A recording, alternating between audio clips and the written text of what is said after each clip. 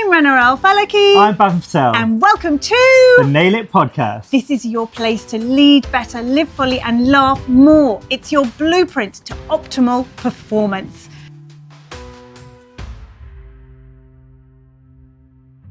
Welcome, welcome, welcome to another episode of Nail It. Lead better, live fully, and what, Bavin?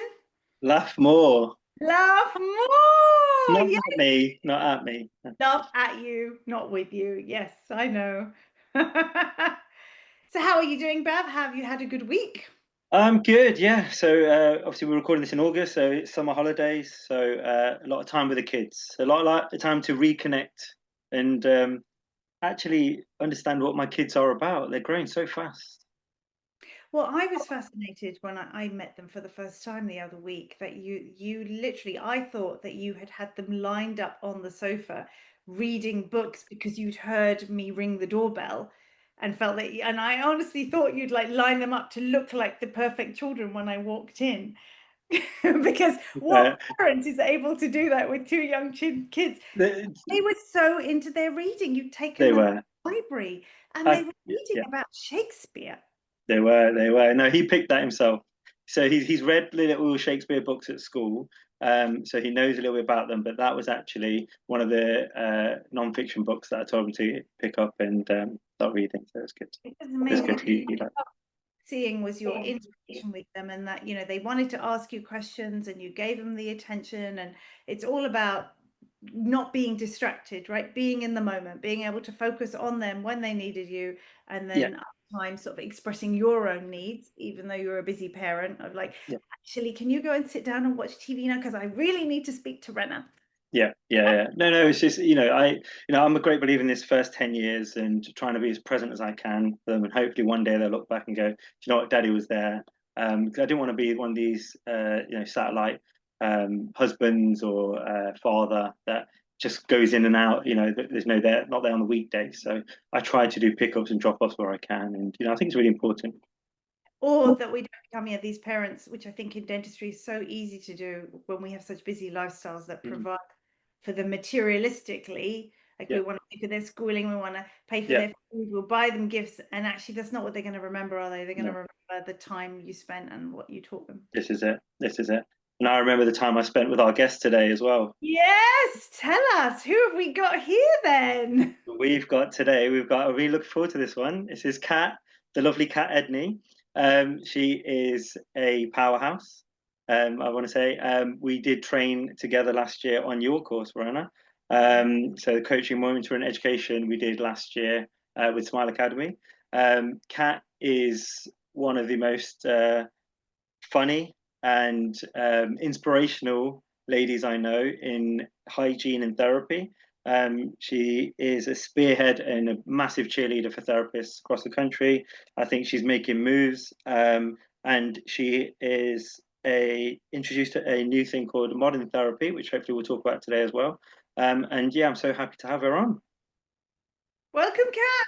Thank you so much, both of you. Oh my goodness, what an introduction, Bav. I feel like that just rolled off your tongue, like you actually meant it. I forgot another Dentistry top 50 person on here. Like, I'm surrounded by them.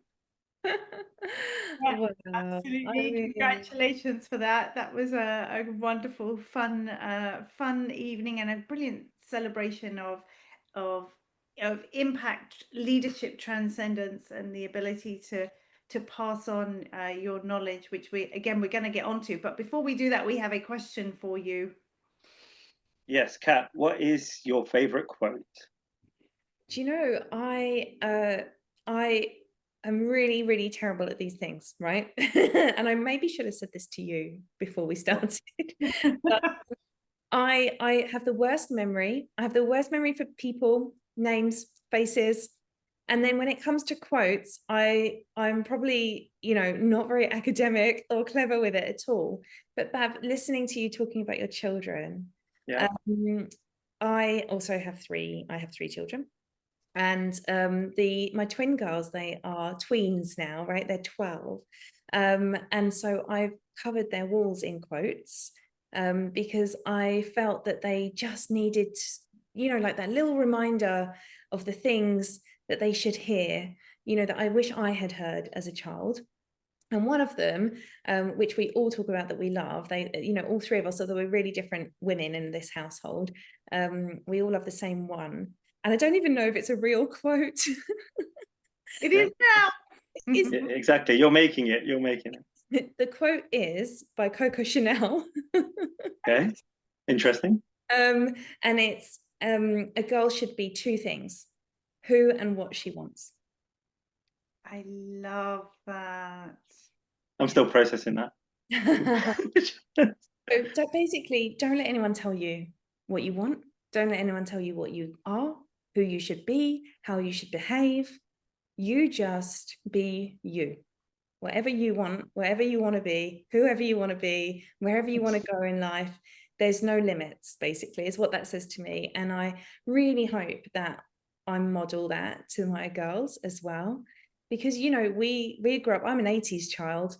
So that means that I grew up in an era of like magazines talking about pinching an inch, or or you know, how perfect your hair can be straightened, or how thin your eyebrows can be made, and you know, and it was a really difficult existence to just accept yourself and have a goal and want to be something more than just a pretty girl. So that's what I'm hoping for my very boisterous, outgoing, outdoorsy, sporty girls. I'm hoping that they feel that they can just be who or whatever they want to be. Love that. Without anybody telling them they can't, without anybody telling them what they should and shouldn't do, without anybody telling them how they should and shouldn't do something, right? There's freedom in that. And also no expectations from us as parents on what they become. You know, I have no expectation. I'm not trying to push them to be high achievers, low achievers, no achievers. You know, I just want them to be happy. That's it, right? Easy. It's such an easy goal. Yeah, yeah. And I think as parents, I certainly have a lot of friends who do not do that. And so much of it is societal. It's how we're brought up in the first place. It's the expectations our parents placed on us, particularly culturally, that huge expectation placed upon you. I, like you, have not put that expectation on my children like you. I want them to be happy. I want them to be able to stand on their own 2 feet. I want them to have the freedom to be who they want to be and to succeed in life. And that success doesn't mean a high-flying job. It's about their own inner peace, because for me, that's my definition of success. So they are your tweens. How amazing. Did they love their walls of quotes? Well, they do love the walls of quotes, but they didn't love sharing a bedroom. So the last few weeks, because of it being summer holidays, I've had to give up my spare room, which is an expectation I've had on myself, that you must have a spare room in your house, you know, and I've had to give up this spare room for them to have their own bedroom, because my son also has his own bedroom. So now the wall of quotes has been dissembled and they've been split up into different areas. They have to pick their favorite quotes and take them. They're fighting over quotes. Yeah, exactly that. So you know, so we're still sorting it all out. They do love it, but it's, you know, it's one of those things that they like to change things over all the time, so maybe the colors are different now. They have their choice and they get to choose rather than stuff being put upon them, which is brilliant. So what I'm hearing a lot here, Cat, see this, that's very much my coaching phrase, isn't it? You guys are familiar with that. What I'm hearing you say, coaching hat on. There we go, is a desire for growth that's coming from you. Yeah. Well, I think for me, my existence in the last sort of maybe 10 or 15 years has been focused on not just my own personal growth, but on my profession and the profession's growth, and the ability to be limitless, and the ability to really advocate for yourself. And it's that whole thing of, you know, you can be who or whatever you want to be. Well, I qualified I started training 20 years ago. So I started seeing patients 20 years ago. And 20 years ago, when I started seeing patients, I was told pretty much straight away that you're only ever going to do half of your career, half of your training. The other half, it's a nice thing to know about, but you'll probably never actually put it into practice. And here you're talking hygiene versus therapy. Versus therapy. So, so I always had that limit, right? And I had this sort of really euphoric moment when my brain turned on to the fact that the only person putting these limits on myself is me.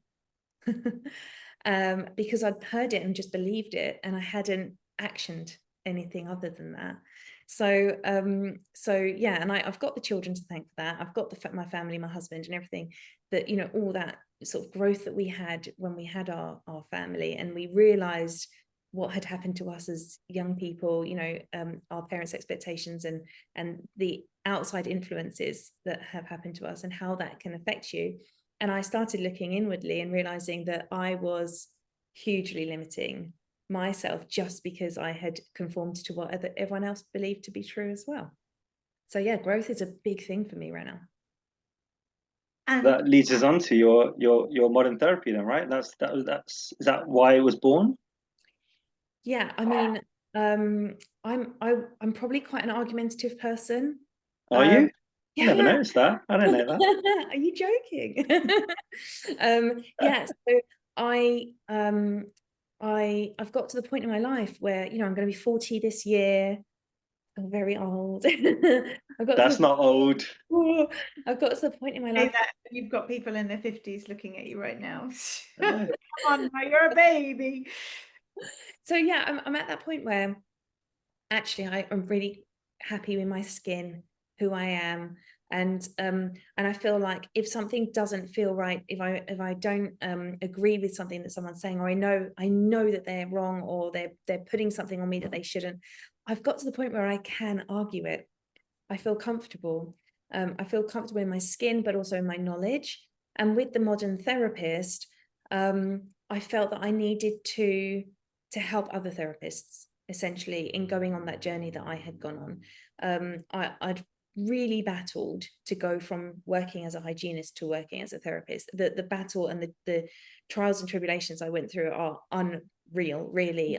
Thousands of pounds worth of courses, lots of travel, putting up with so much misunderstanding, misinterpretation, just general meanness from colleagues.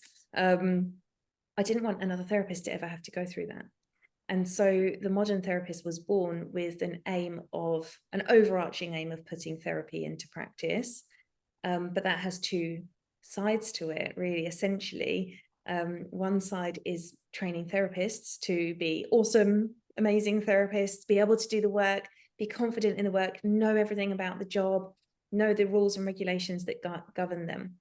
And then the other side of it is, because you can't have a great therapist without a role for them to go into, is to train dental practices, their teams, practice owners, in the benefits of working with dental therapists. Because ultimately you can be the most talented clinician in the world, but if you can't get the environment, the role, the values of teamwork, and the ability to just do the job you were trained to do, then you'll lose those skills very quickly. So I try really hard to be able to do both things, whether it's working or not. I mean, I do see therapy a lot more. In the UK, we've got, you know, the NHS allowing therapists now to work on it, which is amazing. And Jason Wong has done such an incredible job bringing team into the conversation, really. And there are corporates that are looking at the model. And I've worked with so many private practices now who are thriving on a therapy-led model. It's super exciting, but I'm still on a regular, I would say more than twice a day, receiving messages from dental therapists saying, I haven't picked up a drill for 10 years, I can't find a job. So there's a lot of work to do. But you are on a mission. Yeah. So you also said, you know, you alluded to, and I could hear the pain in your voice, and it's up to you if you want to go there, in terms of the challenges that you faced, and that wasn't just like the courses that you went on. I imagine from what you're saying, you would have had a lot of hostility possibly towards you as well. And like I said, when people bash you down constantly saying you can't do it, or I'm sure you start to develop this gremlin, this other inner belief that I'm not good enough, I'm not worthy enough, and that of course affects your confidence. So I'd love to know, like, obviously you had this inner drive, this huge passion, and there's a passion there, that underlying drive now of I don't want anyone else to have to go through what I went through. And yet you had to have grit, you had to have focus, you had to have determination, you had to have belief, you had to feel limitless, you had to follow your intuition, all of those elements that we talk about in Nail It to get there. So what was it that gave you the confidence to keep on going? Apart from a good coach. Well, I mean, obviously, I've had amazing coaching. Thank you, Beth.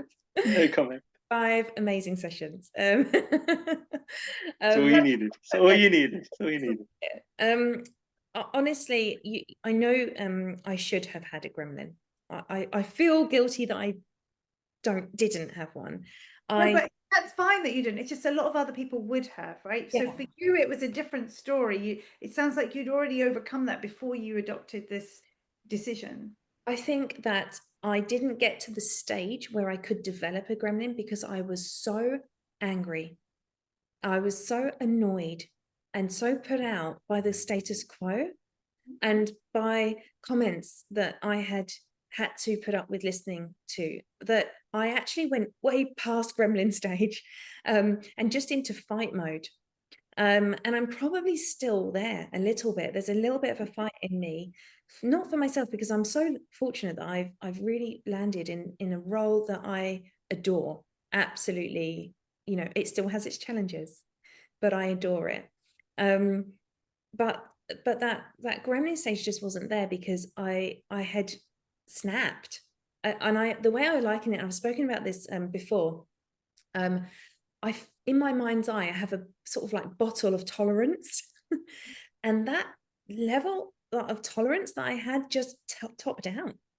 And instead of, I did cry, like I had 2 weeks of like tears, basically, of like, I'm so frustrated, frustration tears.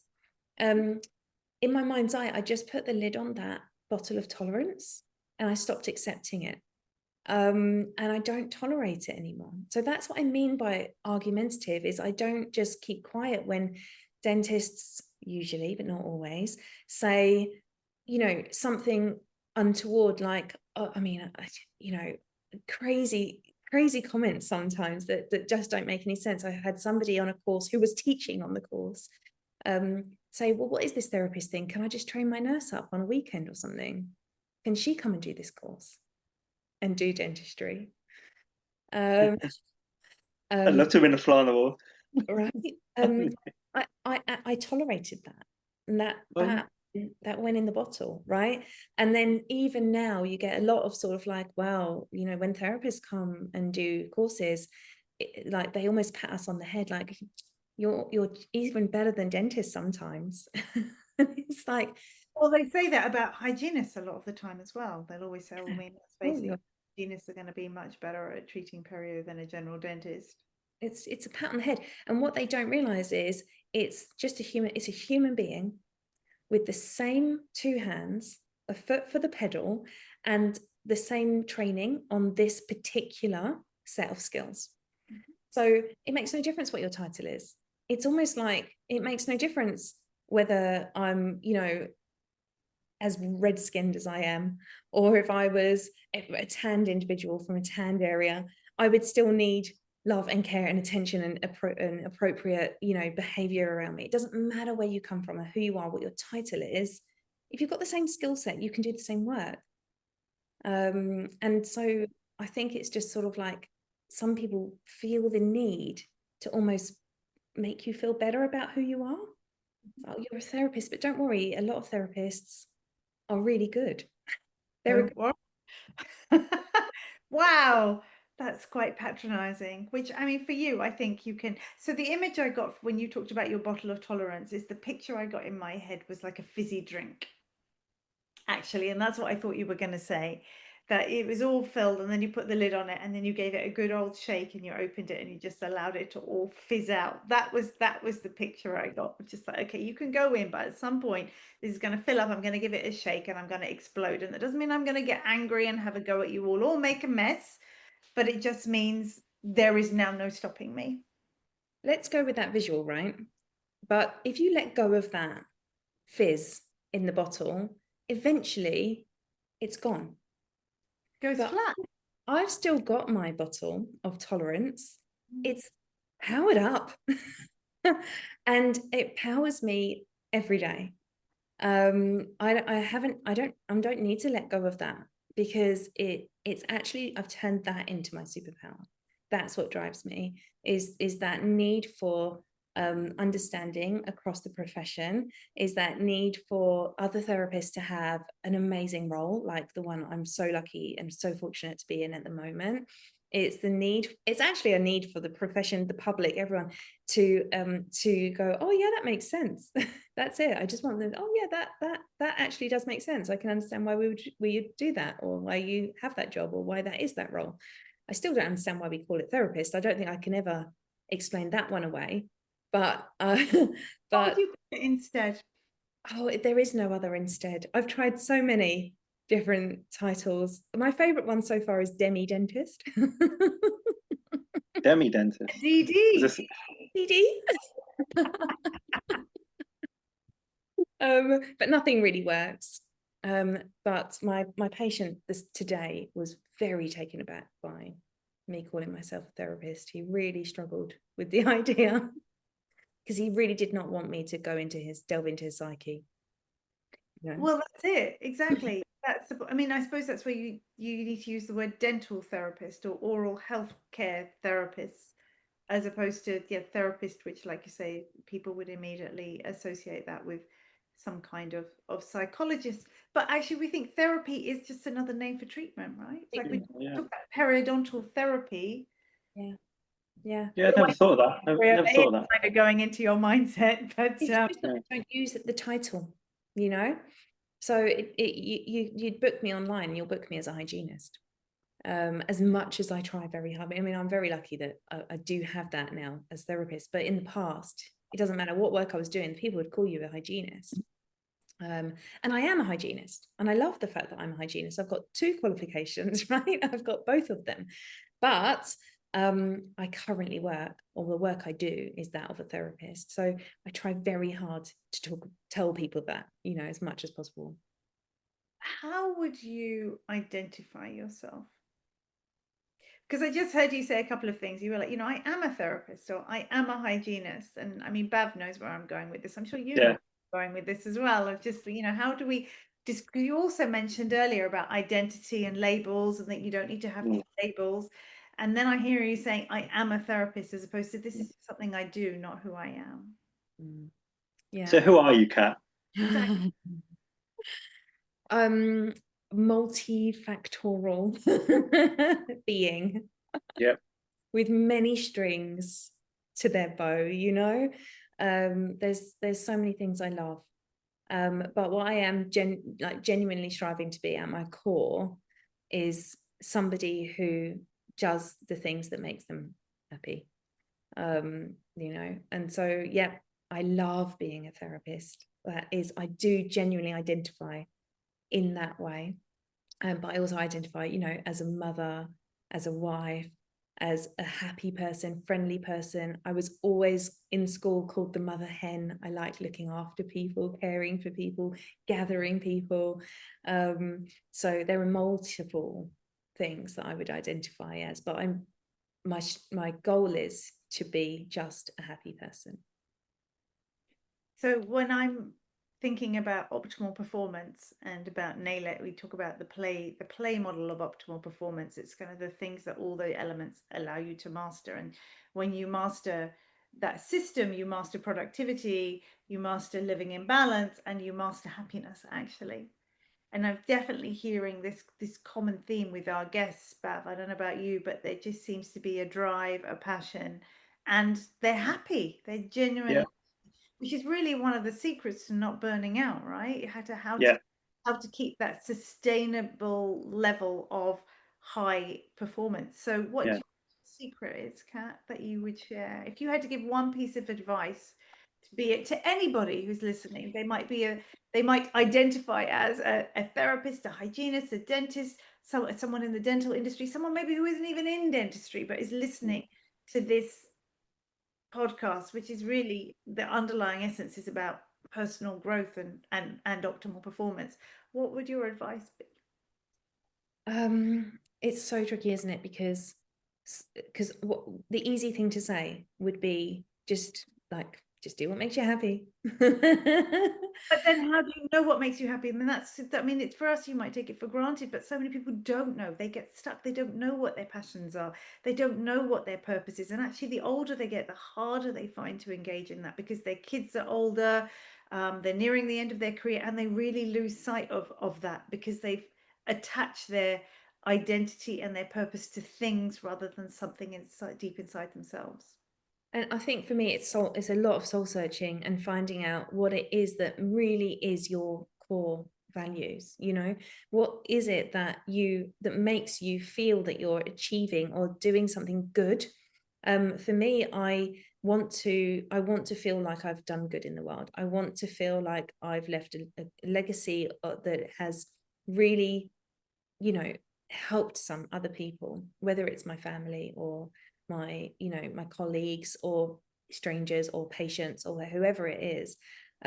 So I think it's about finding out what your core values are, what it is that you really truly think is important in life, and then work towards providing that for yourself and for other people, for those around you.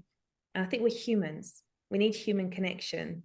So if you can make people around you feel good when they're around you, be a light rather than sucking light from people, then that actually makes you grow and feel happy as well. That's beautiful. See, I remember when I first started my coaching journey, and I'd been a very, very high achiever, and as you know, very successful running my own practice and traveling all around the world, teaching perio and pioneering everything, wasn't I? But I remember then when I was going through my divorce, and I was just thinking, actually, you know what? I think I'm just repeating the same patterns of behavior in life, and these ups and downs. And whenever anything was happening, I'd feel like really happy. And then if I wasn't achieving something, I'd have a bit of a down. So it was all attached to external things. And then eventually I stumbled across a coach, because it was like, actually, I don't need a counselor or a therapist. I was a highly functional individual. And it was that the coach said to me, we're going to take a deep dive into finding out who Rana is. And for me, that was literally like putting a warm blanket around me and suddenly realizing, wow, you know what? I've never actually taken the time to do that. Yeah. And it's the most important thing, isn't it? You need to understand yourself before you understand others, and how you then optimally work with others. It goes back to our DISC profiling. Yeah, well, you did that, didn't you, Bav? When we started teaching you on the coaching, both of you, coaching, mentoring, it was actually, who are you? And until you understand that, which so often we're so busy, everything is reactive rather than responsive. But when you actually take the time to think, okay, like, who am I? Like you said, Kat, what are my values? Like, what drives me? What is important to me? How much am I engaging in that? Then you start to understand what your triggers are, what causes you stress, what you thrive in, the type of people you want to hang around with, the type of people you definitely don't want to hang around with. And you also develop a skin, because, Kat, you have a lot of people and a lot of kind of hearsay that want to fight you. And of course, we know that all comes from their own insecurities. But you need to be strong enough in yourself. It's this whole thing about, you've got to grow roots and they've got to spread out.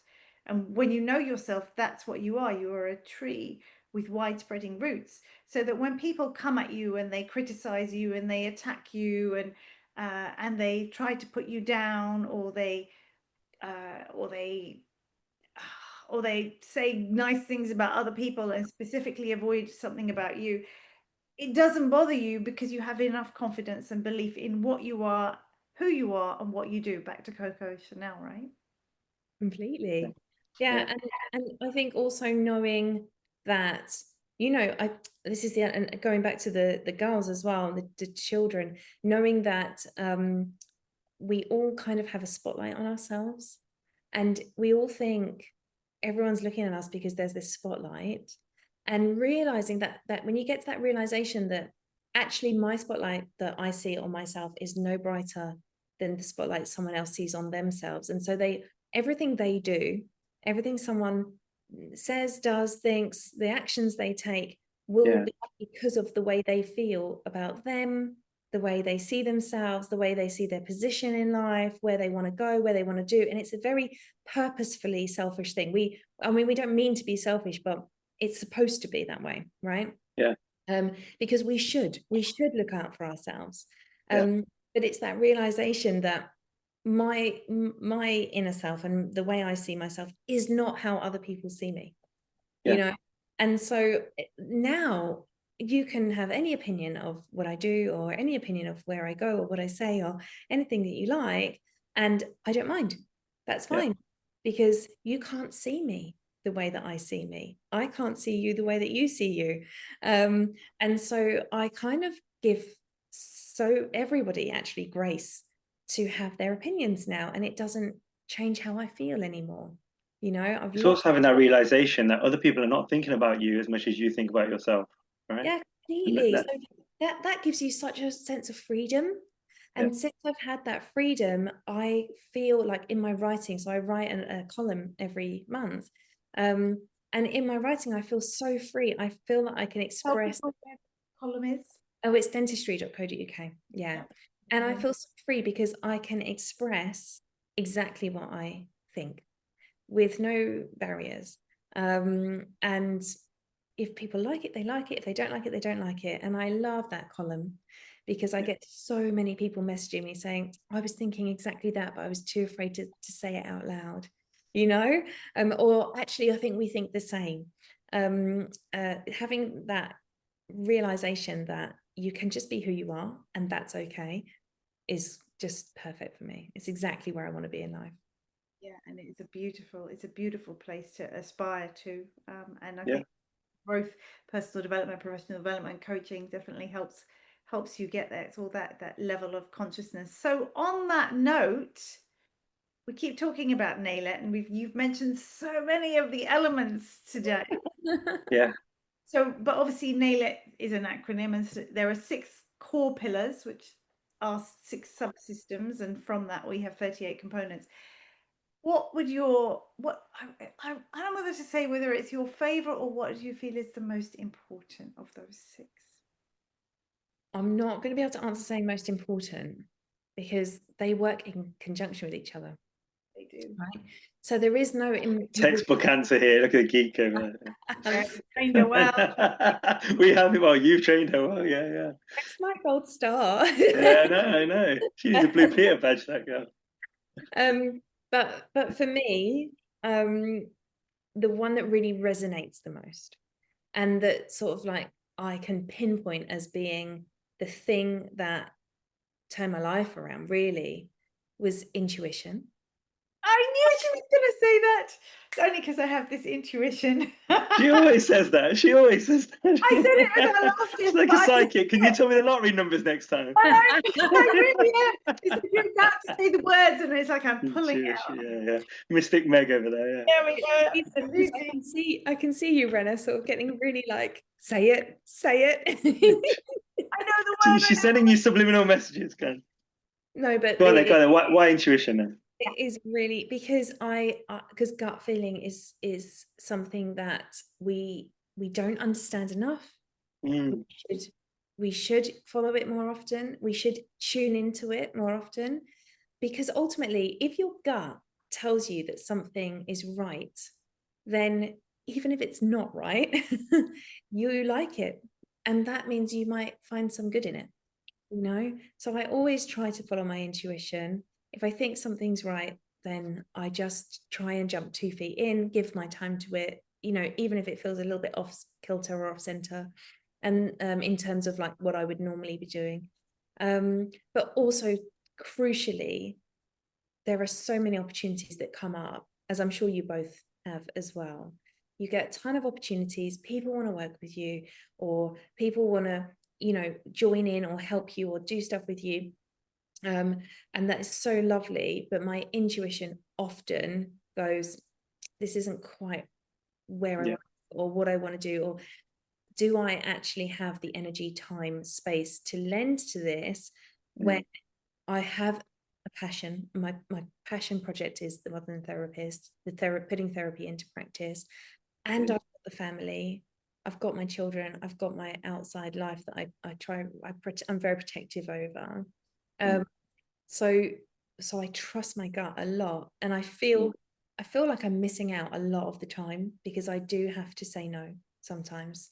And you know, you have a pang of guilt, you feel guilty because you do like these people, you know, like what they stand for, but your intuition might tell you that it's just not for you, or you aren't able to offer it everything that they would want.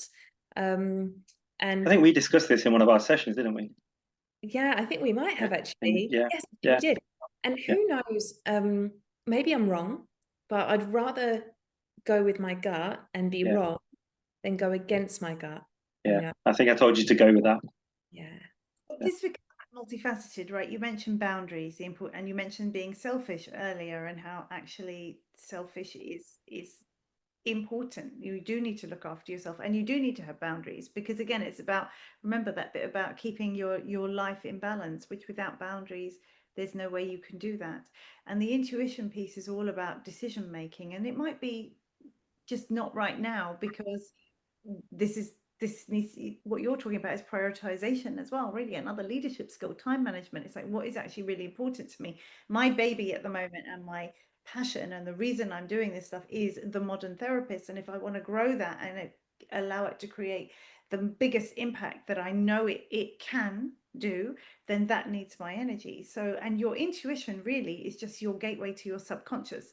So people think it's this woo-woo thing, and there are many different types of intuition, and we write a lot about it in the book. But the main thing is it's a gateway to your subconscious. So something is telling you, and what happens is there's a stimulus that happens, and that might be a conversation with somebody requesting, and it stimulates something that's stored in your subconscious brain, because your conscious brain just cannot retain that amount of information.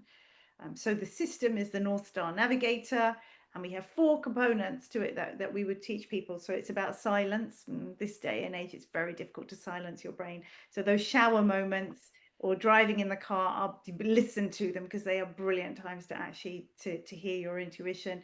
Trust is the other thing. So you mentioned that it's almost, actually, is it your intuition or is it your fear? Because there's going with your intuition to do something, but sometimes your intuition is telling you not to do something, and we go against it anyway and may live to regret it. I've certainly done both. So learning to trust it, and actually, is it a fear or is it an intuition? Because sometimes they can feel like the same thing in the gut. And then of course attach, which is, again, I know you do this, so it's like that practice, be it if you're out in nature or you're practicing mindfulness or whatever it is, to have that connectivity. So being able to attach to your mind, your body, and your soul, really, to be able to tap into your intuition. And then the R in that star stands for true recognition. So we have to be able to trust ourselves, trust other people, and also recognize when something really is an intuition. And it can be taught. I mean, that's the point, right? Is you can actually train your intuition, and it is the most powerful decision tool available, which actually leaders recognize nowadays, that it is a huge leadership skill. It's like the gut sandwich, sandwich between logic and feelings. You have to have intuition. And it's really interesting because I feel that you have to practice. Absolutely. You can't just suddenly be amazing at trusting your gut and it always be right.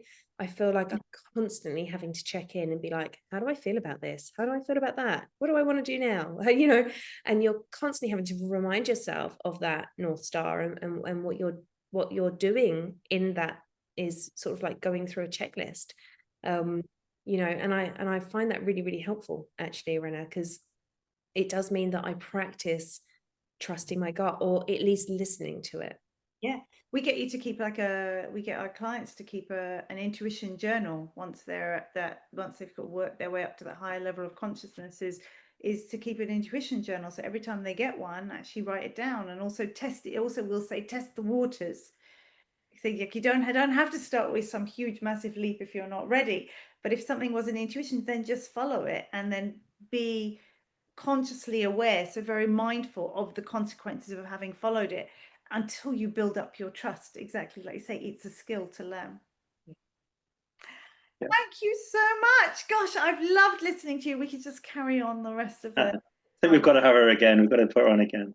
Gonna have to come back again. Cat, how can people find you? Because obviously you're doing your courses through having been the founder of The Modern Therapist. How can people get hold of you, find you, follow you? So the website is www.themoderntherapist.co.uk. And then my Instagram is cat_London Therapist. And really, those are my two best platforms. But also, you know, I am always open to people just messaging me. I am more than happy to take messages on Instagram or on Facebook, wherever you can find me, or through my website. If there's anybody out there who needs to have a chat, to have some support, interested in how to improve their therapy life or to put therapy into practice, then I would love to hear from them. Well, you know, it's worth saying, you know, you are a qualified trainer, educator and mentor and coach. So you have you've practiced the skills to be able to pass them on and support other people as well, and you do it brilliantly. I've heard your teaching and your coaching and your mentoring, and it's all fantastic. So thank you so much for being with us today. Thank you, Kat. So much fun. Thank you. Quite tease Bavin as much as planned, which is why we definitely have to gonna get you back on. I just had to keep you two talking, didn't I? So. Yeah, that was your tactic. Anyway, thank you. So thank you for listening to another episode of Nail It. Can you remember, Bav? What's the first phrase? Lead better, live fully, laugh more. And laugh more. I'm getting it now. We will see you again. Bye-bye for now. Bye, guys. Thanks for listening to the Nail It podcast. We would love it if you would leave us a 5-star review. And if you'd like to feature as one of our guests, or you're ready to nail it, then check out our events, programs and educational courses by visiting nailitindentistry.com.